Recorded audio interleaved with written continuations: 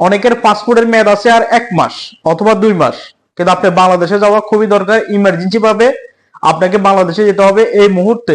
আপনাকে পাসপোর্টটা রিনিউ করার ওই সময়টা আপনার নাই। এখন আপনি কি বাংলাদেশে যেতে পারবেন কিনা, এটা অনেকের প্রশ্ন। আমি বিষয়টা আশা করে আপনাদেরকে ক্লিয়ার করব। অনেকে ভিডিওটি একটুখানি দেখলে বুঝবেন না, পুরো ভিডিওটি দেখবেন।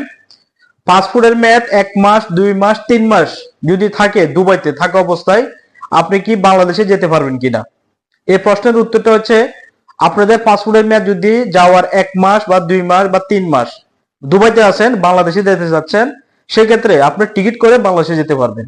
কিন্তু আপনি বাংলাদেশ থেকে আসার সময় আসতে পারবেন না, বাংলাদেশে যাওয়ার পরে আপনি পাসপোর্টটা রিনিউয়াল করে নেবেন, তাহলে আপনি এখান থেকে যেতে পারবেন। আশা করি বুঝতে পারছেন।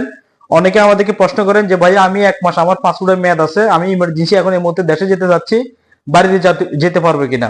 সেক্ষেত্রে আপনাদের জন্য উত্তর হচ্ছে 1 মাস অথবা 2 মাস যদি পাসপোর্টের মেয়াদ যদিও থাকে, আপনি টিকিট করে বাংলাদেশে যেতে পারবেন, কিন্তু বাংলাদেশে যাওয়ার পরে আপনি টিকিটটা পাসপোর্টটা রিনিউ করে নেবেন।